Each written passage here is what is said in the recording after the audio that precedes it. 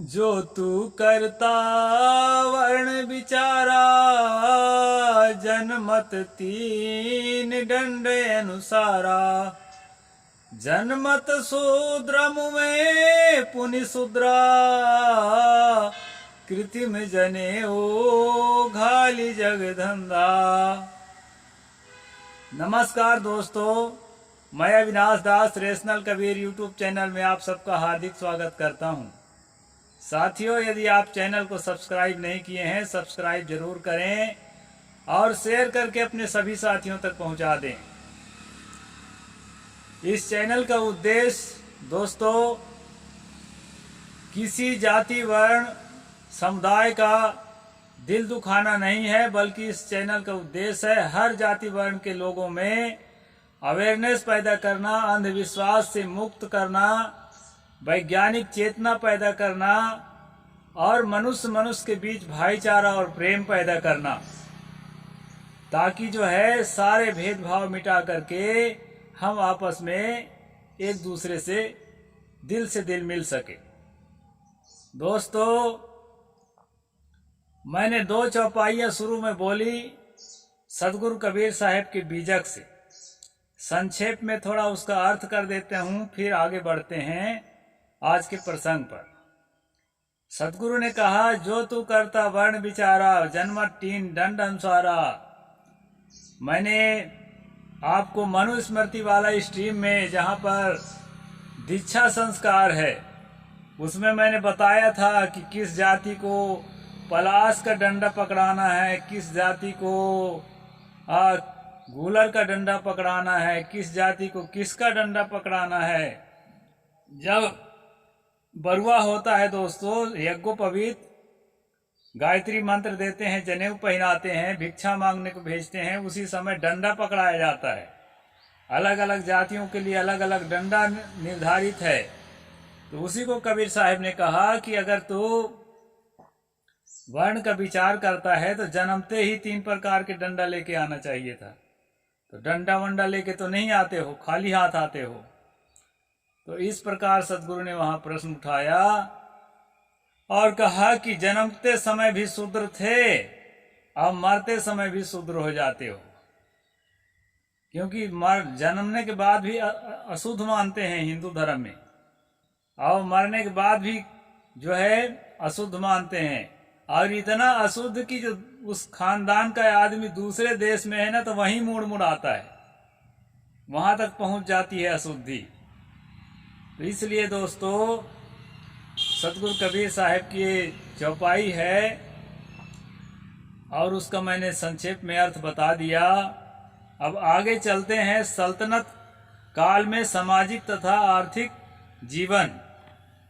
ये जो दोस्तों ये किताब है कबीर और रामानंद, ये किताब आप जरूर पढ़ें, बहुत ही मजे की किताब है।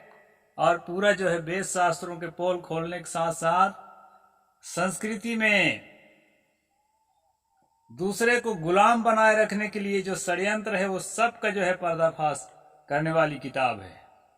इसलिए इस किताब को आप लोग जरूर पढ़ें, और मैं तो पढ़कर सुना ही रहा हूं। यहाँ पर जो है मध्यकालीन भारत के लेखक डॉक्टर वीडी महाजन लिखते हैं, हिंदू समाज मुस्लिम विजय की हिंदू समाज में 2 प्रतिक्रियाएं हुई। प्रथम, सुरक्षा की दृष्टि से वह और अधिक रूढ़िवादी हो गया और उसने विदेशियों के प्रवेश के लिए अपने दरवाजे बंद कर दिए। मतलब सुरक्षा की दृष्टि से वह और ज्यादा रूढ़िवादी हो गया, अपने रूढ़ को इतना मजबूत कर लिया ताकि दूसरा आदमी इसमें प्रवेश करने न सके हिंदू धर्म में। पृष्ठ नंबर 223। फिर आगे लिखते हैं, जाति प्रथा। हिंदू समाज विभिन्न जातियों में विभाजित था, जैसा कि आज भी विभाजित है, जिसमें ऊंच नीच की भावना थी। यह चीज आज भी है दोस्तों, खत्म नहीं हुई है। अब यह प्रणाली अधिक कठोर हो गई। कबीर साहब के जमाने से पहले जो है जाति पाति ऊंच नीच की भावना तो थी, लेकिन थोड़ा नरम रहा है। अब उस जमाने में जो है उसको और ज्यादा कठोर कर दिया गया मुस्लिम शासकों के आक्रमण काल में। मैं कल बता ही चुका था कि जो तैमूर है, तैमूर के आक्रमण ने हिंदुओं और मुसलमानों के बीच खाई को चौड़ा कर दिया। तैमूर जब आया तो सिरों को काट काट करके और उसका मीनार बनाता था, एक तरह के नमूने, मीनार के नमूना में ढेर लगवाता था भारतीयों के सिर काट के। तो दोस्तों उसी समय मीनार बनाए जाने की कटुता को और बढ़ा दिया। तैमूर के आक्रमण ने हिंदुओं और मुसलमानों को एक दूसरे के निकट लाने वाली बात को असंभव बना दिया। यानी कि तैमूर के आने के पहले जो मुसलमान यहाँ भारत में थे मौजूद, उनके साथ कुछ प्रेम बन रहा था लोगों का।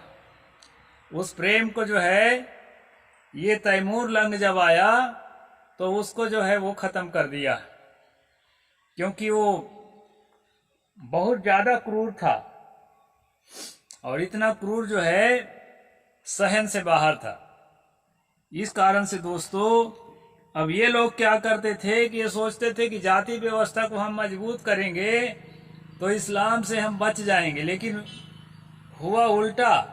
जाति व्यवस्था को मजबूत करोगे, किसी को बहुत ज्यादा जो है पीड़ित करोगे, तो पीड़ित आदमी कहाँ जाएगा? कहीं सहायता खोजेगा, और थोड़ी भी सहायता उसको मिल गई तो डूबते को तिनके का सहारा उसको ग्रहण कर लेगा। इस तरह से दोस्तों उस समय की बात है, सबसे दयनीय अवस्था शूद्रों की थी, जो शिल्पकार तथा सेवा वर्गों के थे। जितने मेहनत करने वाले, मजदूरी करने वाले और शिल्पी कलाकार थे, मूर्तिकार, मकान बनाने वाले और ये सब चीज जो जितने थे, वो जो है उनकी दशा सबसे ज्यादा खराब थी। उन्हें अब अस्पृश्य समझा जाने लगा था। पहले तो केवल शूद्र और नीच ही मानते थे, लेकिन जो है इस काल से उनको अछूत समझा जाने लगा। वैसे अछूत तो उससे और पहले से समझा जाने लगा था, इस समय और कठोर कर दिया गया। अनुलोम विवाहों को भी घृणा की दृष्टि से देखा जाने लगा था। जैसे एक जाति दूसरी जाति के कन्या से विवाह कर लिया, अलग अलग जाति के कन्या बालक, उससे घृणा करने की प्रथा जो है इसी समय से चालू हुई है। उसके पहले जो है ऐसा कुछ नहीं था, क्योंकि हिंदू किताबों में भी देखा जाता है कि इंद्र जो है देव जाति का था और उसके पत्नी सची जो है असुर जाति की थी। तो आपस में जो है अंतर जाति विवाह बड़े मजे से कर लिया जाता था। लेकिन दोस्तों इस समय के बाद जो है ऐसे विवाह करने वालों को घृणा की दृष्टि से देखा जाने लगा था, और इसका प्रभाव आज भी आप देख सकते हैं। खासकर छत्तीसगढ़ में एक ओबीसी अगर ओबीसी ही का दूसरे जाति के विवाह कर लिया तो उसको जो है जाति में बहुत प्रताड़ित किया जाता है। तो उसी समय से ये जो गंदी प्रथा है चालू हुई थी, जो अभी तक ठीक से खत्म नहीं हुई है। ऐसे विवाहों से उत्पन्न संतानों को मिश्रित जातियां कहा गया था। यहाँ बेर्रा कहते हैं छत्तीसगढ़ में। शायद मुझे मालूम हो, मैं तो छत्तीसगढ़िया मूल रूप से नहीं हूं, लेकिन मैं सुना हूं। तो इस प्रकार से जो है जो मिश्रित दो जातियों के विवाह से उत्पन्न होता है उसको जो है मिश्रित जाति कह करके, और उसको जो है उस मिश्रित जातियों का संख्या जो है 64 तक पहुंच चुकी थी उस समय पर। वो भी अलग अलग जातियां बन जाती थी, ऐसा नहीं है कि वो आपस में फिर मिल जाए जितने मिश्रित हैं। इस प्रकार सामाजिक समरसता तथा बंधुत्व के स्थान पर संकीर्ण वर्गों का निर्माण हो गया था। स्मृतिकारों ने इस संकीर्णता को बढ़ावा दिया था। मैं आपको शाम टाइम हर रोज जो है एक एपिसोड मनुस्मृति पढ़ के सुनाता हूं दोस्तों। आने वाले समय में दूसरा भी स्मृति में पढ़ के सुना सकता हूं, लेकिन अभी जो सबसे प्रसिद्ध मनुस्मृति है उसी का एपिसोड चलाता हूं, उसको आप जरूर देखेंगे।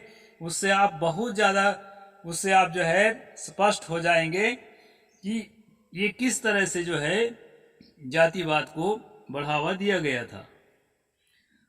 हाँ, अब वर्ग हितों को सामने रखा जाता था। पहले जो है सामाजिक हित को सामने रखते थे, अब जो है वर्ग को, अपने अपने जो वर्ग बटे थे, अपने अपने वर्गों के हित को सामने रखा जाता था। और ये परंपरा आज भी है। जो बड़े बड़े जाति संगठन बने हैं ना, ये देश के लिए घातक हैं। एसटी, एससी, ओबीसी, अगर तीनों संगठन बन जाता तो भी कम घातक होता, लेकिन जो है ऐसा नहीं है। साहू समाज संगठन, सिन्हा समाज संगठन, ध्रुव समाज संगठन और क्या क्या समाज संगठन, धोबी समाज संगठन, ये जो है ना, ये जातिवाद को और मजबूत करते हैं। अंतर जाति विवाह में रोक लगाते हैं और उन पर जुल्म भी ढाया जाता है। मैंने अपने आंखों से कई ऐसी घटनाएं देखी है कि लड़की अगर प्रेम विवाह कर ली तो फौज सजा के अपनी जाति के नवयुवकों को और उसको पकड़ करके वापस लाने का प्रयास करते हैं। और इतना ही नहीं, जो जुल्म उनसे ढाते बनता है, जुल्म भी ढाते हैं। एक दो घटनाएं मैंने देखी अपने आंखों से।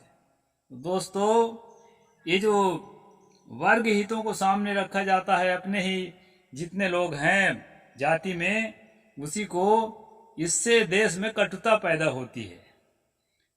मैं तो कई बार कह चुका हूं कि जातिवादी कुछ नहीं है। योग्यता जांच के विवाह करो और अंतर जाति विवाह को, उसको बढ़ावा दो। अब लोग जो हैं अंदर से बंधे हैं, दिमाग बंधा हुआ है, इसलिए ऐसा होना मुश्किल जाता है। भोजन का प्रतिबंध जातियों पर ही नहीं बल्कि उपजातियों पर भी लागू था। अलबरूनी लिखता है कि भोजन के मामले में चारों जातियां चार पृथक वर्गों के समान थी। अगर दो ब्राह्मण भोजन करते थे तो वे आपस के मध्य में एक विभाजक रेखा बना लेते थे। मैंने आपको पंक्ति पावन ब्राह्मण और पंक्ति दूषित ब्राह्मण का जो प्रसंग है मनुस्मृति की स्ट्रीम में बताया है, उसको आप लोग जरूर देखें इसी चैनल पर। तो उसमें आपको पता चलेगा कि ये ब्राह्मण जो है ना, दूसरे को जातियों में बांटा है ऐसा थोड़े है, खुद भी जातियों में बटा है। उसमें भी जो है श्रेष्ठ और निकृष्ट, उसमें भी विभाजन करके रखा है। तो ये पागलपन जो है उसमें आपको देखने को मिलेगा। भक्ति आंदोलन का कारण, दोस्तों, इसमें अलबरूनी लिखता है कि समाज पर ब्राह्मणों का प्रभुत्व था। वेद अध्ययन, धार्मिक पूजा, आराधना, यज्ञ अन्य लोगों के लिए वर्जित था। यहाँ जो आपको इसमें मनुस्मृति को स्ट्रीम में आप देखेंगे बिल्कुल स्पष्ट हो जाएगा। उसमें जो है ना, शूद्रों को यज्ञ में जाना, धार्मिक अनुष्ठानों में जाना, यहाँ तक कि उनका वहाँ पर दूरी भी निर्धारित की गई है कि इतने दूरी उनको रहना चाहिए। और साथ साथ दोस्तों, विधवाओं का जाना भी मना है, महिलाओं का जाना भी मना है। तो ये सब चीजें जो है उस समय लागू थी। अभी थोड़ा ढीला हुआ है, कई ओबीसी के लोग जाने लगे हैं यज्ञ हवन में। तो उस समय की स्थिति, कबीर साहब के जमाने की स्थिति यहाँ बताया जा रहा है। क्योंकि साथियों, हम कबीर और रामानंद पढ़ रहे हैं, तो रामानंद की जो संस्कृति है वो क्या क्या चीजों को जस्टिफाई करती थी, इसका अभी हम विश्लेषण कर रहे हैं, ताकि हम समझ सकें कि कबीर के विचारों से ये सब बातें मैच करती हैं कि नहीं। ये चीज है। जब शूद्र तथा वैश्य ने वेद अध्ययन तथा आराधना यज्ञ का प्रयास किया हो, तो समकालीन शासकों ने ब्राह्मणों के प्रभाव से आकर उसकी जिह्वा कटवा ली। ये भयंकर चीज है। जो भी शूद्र ओबीसी के लोग, जाट, मराठा, गुर्जर, कुर्मी, जो कुछ आज अपर कास्ट में भी आते हैं, ये किसान वर्ग के लोग, और जो है तेली, कलार, धोबी और जो है कुम्हार, इस प्रकार के जो लोग थे जिनको उनको मनु के भाषा में जिनको शूद्र कहा गया है, ऐसे लोग यदि यज्ञ में, हवन में जाने का प्रयास किया, किसी धार्मिक अनुष्ठान के नजदीक जाने का प्रयास किया तो पकड़कर दोस्तों उसके जीभ को काट लिया जाता था। ये जो है ब्राह्मणों का नियम क्षत्रियों द्वारा कटवाते थे। ये जो है पृष्ठ नंबर 231। इस प्रकार दोस्तों आगे हम बढ़ते हैं। भक्ति आंदोलन का दूसरा कारण सामाजिक असमानता थी। इसको हम लोग मुक्ति आंदोलन कहते हैं दोस्तों। अभी लेखक जो है लिखे हैं यहाँ पर, डॉक्टर वीडी महाजन के लिखे के अनुसार है ये। इसको भक्ति आंदोलन ही जो है ज्यादातर प्रोफेसर लोग कहते हैं, लेकिन हम जो जितने इस मूवमेंट से जुड़े हुए हैं हम लोग इसको मुक्ति आंदोलन कहते हैं। ये भक्ति आंदोलन है ही नहीं। भक्ति आंदोलन ऐसा थोड़े होगा जिसमें गुलामी से मुक्त होने के संदेश दिया जाए। तो ये मुक्ति आंदोलन है दोस्तों। साहेब जी भी अपनी भाषा में जब कहते हैं तो मुक्ति आंदोलन ही कहते हैं इसको। भक्ति आंदोलन का दूसरा कारण सामाजिक असमानता थी। मध्यकाल में जाति व्यवस्था जटिल हो चुकी थी। प्रतिलोम विवाह से उत्पन्न संतानों का जाति प्रथा में कोई स्थान नहीं था। अस्पृश्यता की भावना में वृद्धि हो रही थी। अतः भक्ति आंदोलन इस प्रकार के सामाजिक असमानता के विरुद्ध एक विद्रोह था। ये बताइए, अब भक्ति आंदोलन था तो विद्रोह कैसा? भक्ति में तो जो है समर्पण होता है ना। लेखक भक्ति आंदोलन भी कह रहे हैं और यहाँ विद्रोह भी कह रहे हैं। असमानता के विरुद्ध विद्रोह था। भक्ति क्षेत्र में सभी बराबर थे, अतः दलित अस्पृश्यों को समानता का मार्ग उपलब्ध हुआ। पृष्ठ 231, यानी नाम ओम जपने का अधिकार दिया गया था इनके जमाने तक। ये बात यहाँ पर लेखक ने बताया है। तो दोस्तों आप जो है हर एपिसोड में बने रहिए और ये जानने का प्रयास करिए कि स्वामी रामानंद जी कबीर के गुरु थे। यह जो बात कही गई है तो कितने अंशों में गुरु थे, कि गुरु थे भी नहीं, कि उनका संबंध था कि नहीं था, ये बात आप स्वयं विचार करेंगे। दोस्तों ब्राह्मण एक ऐसा प्राणी है संसार में जो सबका गुरु बनना चाहता है। आप अपने से कितना भी, एकलव्य के हत्या करके उसको बता दिया गया कि उसके अंगूठा काट के कि नहीं ये जो है चोरी चोरी सीख रहा था धनुष विद्या। संबुक जो है पढ़ा रहे थे आदिवासियों को, तो उसके हत्या कर दी गई। चाहे कहानी काल्पनिक हो, लेकिन इन कहानियों के माध्यम से बताना चाहते हैं कि तुम्हारे लिए यह स्थान होना चाहिए समाज में। कहानी तो काल्पनिक ही है, रामायण महाभारत कोई घटना नहीं है। तो इस प्रकार से दोस्तों आज हम पृष्ठ नंबर 37 पर चर्चा करे हैं, कबीर और रामानंद। तो यहीं पर बात को पूरा करता हूँ। साहेब बंदगी। जय भीम, जय जोहार, जय भारत।